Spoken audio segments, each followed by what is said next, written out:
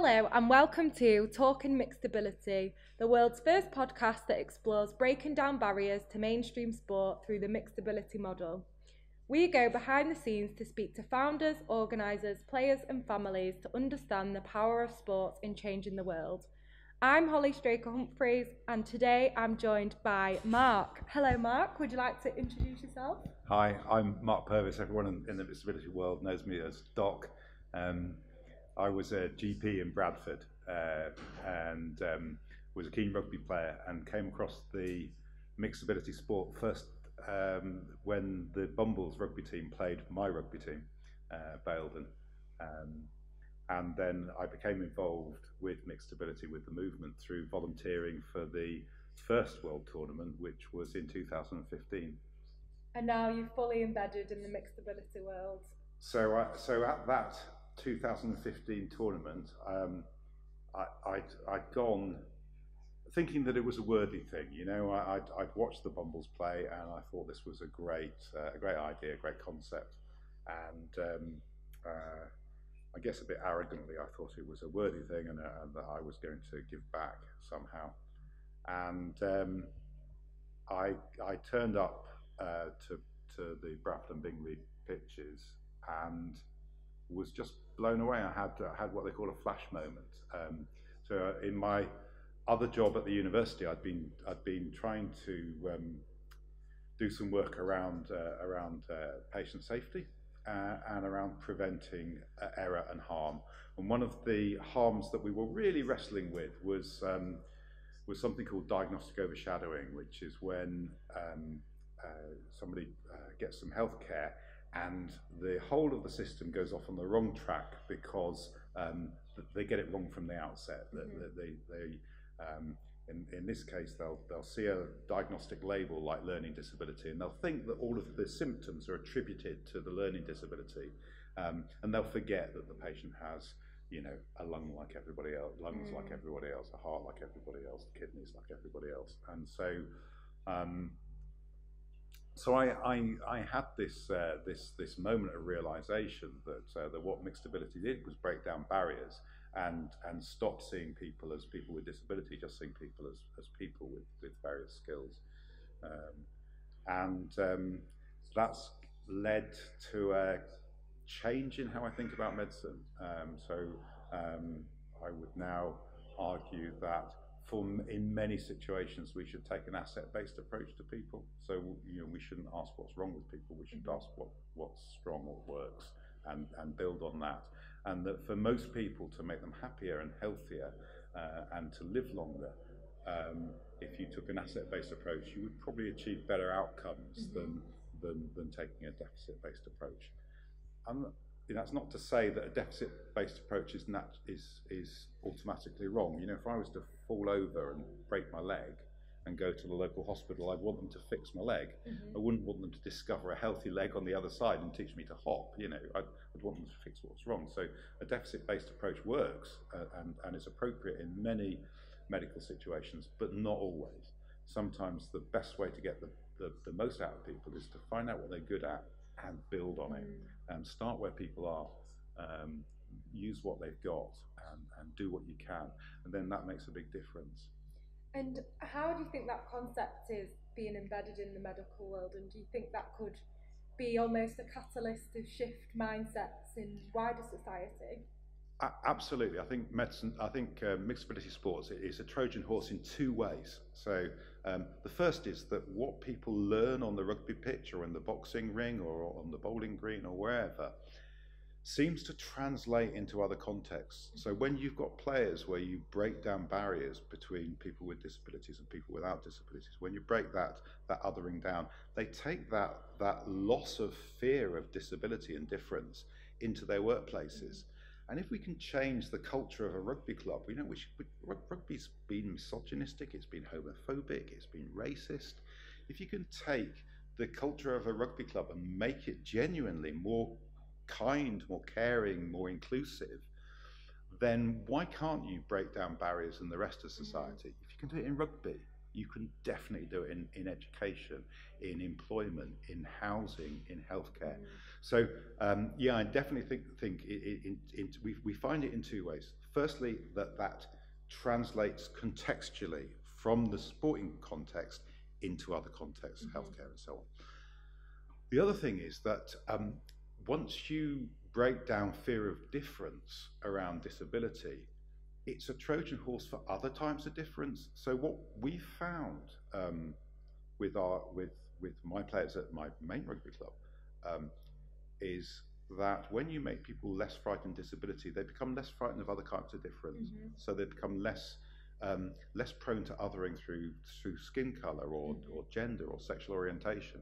So it's genuinely a Trojan horse for all kinds of difference. It is the inclusion catalyst, I think. So I've been very impressed with the power of it beyond sport. Although what's going on right here, right now, in a sports context, is also rather magical. But you can feel that when you just come out of these rooms into the stadium, you can see and feel the magic in front of you. It's people doing what they enjoy and doing what they can. And we're not interested in what people can't do. We're interested in what people can do. And you ask, does medicine learn? There's a whole movement around personal activation. So at individual level, it's about personal activation. It's about going alongside people and addressing the power asymmetry between healthcare professional and recipient, not seeing people as passive recipients of care anymore, but making people partners in their own well-being. So there's a whole movement, and people are much better and much more erudite than me about that movement around personal activation. And then there's another level, which is an organisational level. So that would be, can you change organisations? Yeah, because if you can change rugby clubs, you can change hospitals, you can change schools. Yeah, so organisations can learn about inclusion through the mixed ability model. We get them to come out and play mixed ability sports. Oh, we've been down. You've done that, yeah. So what we tell people, they forget, right? What we show people, they remember. But what we involve people with, they start to understand. So once you start to playing Kimball with somebody, you stop seeing Anthony as somebody with cerebral palsy. You just see him as a teammate, and you want to get the best out of him because you want your team to do well. And actually, on the rugby pitch, you don't just want your own team to do well. You want the other teams to play the best rugby that they ever can as well. So in traditional sport, you look for power asymmetries to exploit. Whereas here you look at power asymmetries to say, how can we address that imbalance? How can we make people better? And you've got to get your tackle technique right at rugby, for example. If you see somebody, a big unit coming towards you, you've got to get the tackle right, because otherwise you'll hurt yourself. Likewise, if you've got somebody very small with a high level of disability coming towards you, you have to take more care of them in the tackle, in the contact zone. And that heightened situational awareness makes you a better rugby player. It makes you a better rugby player because good rugby players are situationally aware. They're aware of mismatches. They're aware when they've got their two fastest players opposite the slowest player on the opposite pitch. And they'll do the thing that doesn't come naturally because they want to move the ball into that space instead. It genuinely, mixed ability, I believe, genuinely develops sportsmen into better sportsmen, but it does all these other things as well around inclusion and breaking down barriers in society, which is wonderful. And then finally, at sort of systems level, it does this thing. You can go into a system, into a community, and you can say, right, how are you going to tackle health and well-being? And there's this thing called ABCD, and I don't know if you've heard of it, but it's asset-based community development. How can we change our faith groups, our gardening clubs, our hobby groups, our local amateur sports clubs to make them agents and assets for health and well-being? So you stop your rugby club being only interested in attracting the best rugby players. They become interested in attracting a whole range of rugby players because that makes them a better club, a thriving club, a more viable, sustainable club. But it also acts as a health asset then for the whole community. And what started with rugby's gone into so many other sports. We take healthcare professionals, students on placement, and we teach them these these components of personal activation. We teach these components of system level of asset-based community development, how we get students going into clubs and introduced in the mixability model with our experts by experience. And it's a new way of thinking for a lot of healthcare professionals. But it's a big movement. And I guess we have to be realistic in not everyone's of that same mindset, and there is some risk aversion around people with disabilities and the concept of them playing full contact sports. What would you say to people who feel that it might not be the right thing to do to put them in that environment? So I'd love them to be as risk averse about the threats that my teammates face. So my teammates with a learning disability, if they're men, they live 2 decades less than me. 2 decades. And if they're women, 3 decades. 2 decades. That troubles my heart. It makes me emotional. It makes me well up now to think of it. Yeah, 2 decades. But it doesn't just trouble my heart. It exercises my, it keeps me awake at night. Why is that? Why aren't these people curious about that level? But it doesn't just trouble my heart and keep my brain active and make me think and question why. It calls my hands to action, to do something about it. So I would say, fine, what are you doing about it, and what are you doing about these other risks? Because what kills people? You know, if you want to live a well and healthy life, what's the best thing that you can do? Well, it helps if you've got healthy grandparents, right? Who live well into their 90s with no medical conditions. Yeah, if you've got a healthy set of grandparents, but it's not actionable. But if you could choose your grandparents, choose healthy ones, right? They live a long time. But it's not actionable. It helps if you breathe clean air, if you're surrounded by good amenities. The best proxy marker for that is wealth. So my first recommendation for you to live long is to have good genes. My second recommendation is to be wealthy. Right, neither of those two things are particularly actionable. My third recommendation is to be lucky. Okay. Then we get into behaviours. Okay. And behaviours, what's one of the most important behaviours? An active lifestyle. But it's not just active lifestyle, it's about social capital. We know that people with more social capital live longer, more fulfilled lives. The more clubs, the more friendships you've got, the more relationships you've got, the healthier and longer you're likely to live. So if we can build social capital, if we can get people more active, if we can give them social activities that are not around eating but are around moving more, then we can make a big difference to people's health. At least we're doing something. So, right, my teammates out there who are getting changed for a rugby match right now, most of them are aged 18 to 35. They've had a shocking pandemic, right? We've all had a bad pandemic. I've lost my stepfather. I've lost my father-in-law. I wasn't able to go to my uncle's funeral. It wasn't an easy pandemic for me, but my teammates have had a much worse pandemic. We've been in the same ocean, but we haven't been in the same boat. And one of my teammates was locked up for 18 months virtually because he was shielded, right? He couldn't see his girlfriend for 18 months. Now, you can't do that without going through some judicial process. You can't take away somebody's liberty. No. He had no autonomy in that, no decision in that. That's not right. So, and I've another teammate, a similar thing happened to him. He was in his residential care provider decided to shield with the best of intentions, but it meant that when we opened up and we started playing a bit of return to rugby, this teammate couldn't participate. He's lost physical function. He's gone from barely being able to walk to not being able to walk. That's shocking. He's made a shocking deterioration. So what I would say is that what are you doing about that risk? So 18 to 35-year-olds with learning disability, in percentage terms, how much more likely to die are they?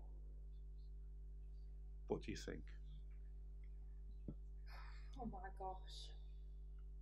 18 to 35-year-old with learning disability? I'm going to go 40. 40% more likely to die. So if for every one person that without learning disability, age 18 to 35 dies, 1.4 people die with learning disability. 40% more, is that what you're saying? I'm going 40. Right. For every one person without learning disability, 18 to 35 who died, 30 people, Wow. 30 people, almost 3,000% more likely to die. Wow. Now, if you care about risk, do something about that risk. Channel the energy Yeah. into some of the real Don't, challenges. because they're not 3,000% more likely to get injured out there on the rugby pitch. In fact, we think they're less likely to get injured. Most of our injuries at the second tournament were not in the people with disability, and we don't know because we purposefully don't know who's got disability and who hasn't, because we're not interested. We're interested in people's rugby ability, not their disability. And what do you think channels that perception into people's minds that out there on the pitch is the danger, not the actual societal challenges that these people face every day? So you see harms that happen on the rugby pitch. Okay, so at the first tournament, we sent 3 people to the local A&E department with on extraction boards because we couldn't clear the neck. So we've got potential neck injuries and we couldn't clear the neck. If somebody's concussed, you can't clear the neck because they're not able to report whether they've got local tenderness or pain going down one of the nerve territories. So you can't clear the neck if somebody's concussed. So we're taught on our first aid training to put them into a collar and put them on an extraction board and to take them to somewhere where they can be scanned.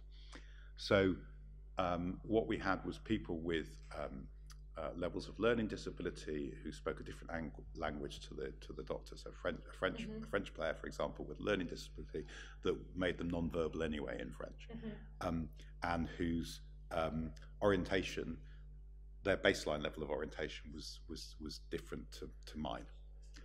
How can you assess their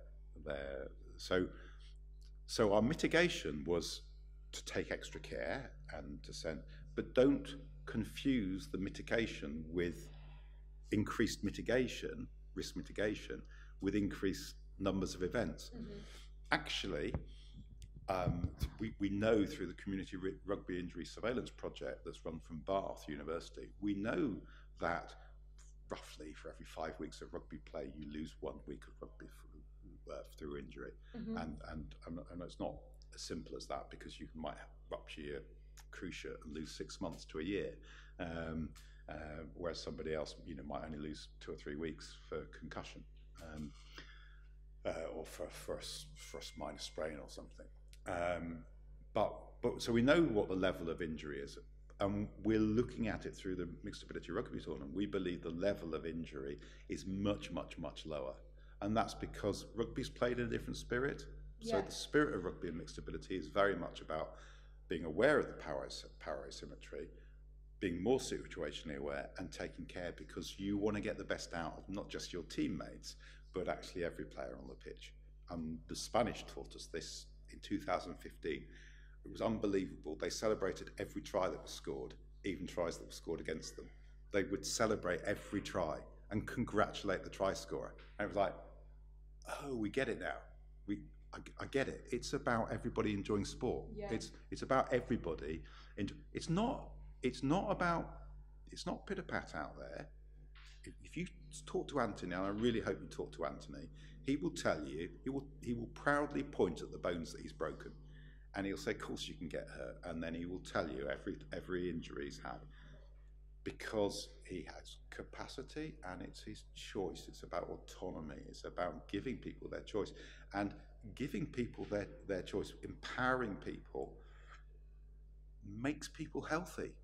Disempowering people makes people sick. I mean, it just is true. And so our job here is to empower people, is to give people a voice who don't have and one of the reasons why I'm a little bit reluctant to talk to you is that I want the mixed ability voice to come from my teammates. Not we're not anybody's disability inspiration porn here. What we're about is just giving people a voice because they've got something important to say, something about their lived experience of overcoming barriers that, hey, they're useful lessons for me to learn, for you to learn. And we have to be humble enough to flip the normal model and say, you're not, I'm not the person who's giving anything back. I'm actually the person who's taking here because you're teaching me about your lived experience of lifelong overcoming barriers, and you know, I've lived a privileged life. I've been touch wood, relatively healthy, and I've been lucky and fortunate in the work I've been able to do, and the qualifications that I've been able to get, and so on. But I have something to learn, and I have something to learn from my teammates who have got a very different experience to me and who are in a very different boat through the pandemic to me. Completely. I guess we all only know, and we're only experts in our own experiences, and we only know what we know. So the more that you can challenge yourself to get out there and experience and get to know different types of people and their journey through life, I think that can only make you better as an individual, but also help to use your more potentially privileged platform to make the changes that we need to see in the world. Yeah, it's very much about, I mean, we've listed all of the things that we think we teach the undergraduate students, and allyship's a really important thing. Mm-hmm. So you have to be aware of your privilege because it makes you an ally. So I can't talk about empowerment of women, but I can be an ally because I can be aware of male privilege. So I can be an ally on that. I can be an ally from a heterosexual perspective around inclusion, around sexuality, around sexual orientation. I can be an ally, but in order to do that, I have to listen, and I have to be humble, and I have to recognise that my own experiences are very different, and that there are other people who have an expertise that I don't have, that is based on lived experience. Yeah. And I can't thank you enough for the passion and energy that you've brought to this little snippet. It's been brilliant, and you can really feel your alignment to mixed ability and the influence that you want to have with your role and the sport. But as a closing comment, what would you say to anyone who hasn't spent much time with people with disabilities, or has never heard of the mixed ability model, or thought about the impact that it could have on people's health and well-being? How can they educate themselves? Don't be frightened. Difference is frightening. There are people who would use difference to frighten people. There is a populist political movement across the globe that feeds on fear and feeds on othering, and we must all resist that because it's not a healthy place where it goes. So let's recognise when we're othering, recognise when we're frightened. It's okay to feel frightened. The first time I met some of my teammates, I felt frightened.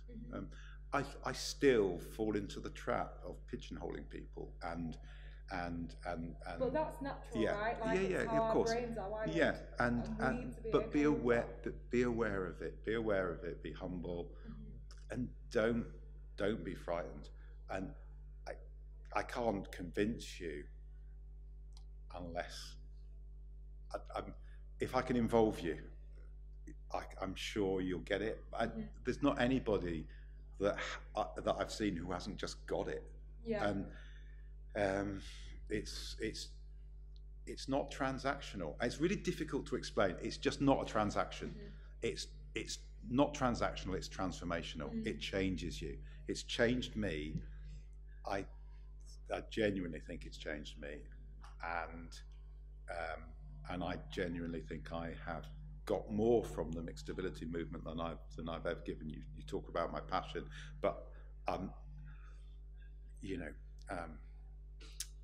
it's people like Daniel and David who who have set my passion on fire. It's there. That's something I've gained. That's not me. That's my fortune again to have gained that. So yeah, get involved. Get involved. If you're in a faith group, if you're in a sports club, if you're in a gardening club, if you're in any, just work out, look around, who's not represented, whose voice is not in the room. Get those voices in the room. You'll be better for it. Your club will be better for it. And the kinder we are, the more we look after ourselves, the stronger we are. It's just like that. It's not difficult, actually. Taking it back to some human basics. Yeah, that's all it is. Well, thank you so much, Mark. It's been a pleasure to speak with you. Quite an emotional and powerful 30 minutes. So good. Thank you so much for that. Pleasure. Enjoy the rest of I'm your going time to. in court. I'm absolutely going to. Thanks Thank you. A lot. Cheers.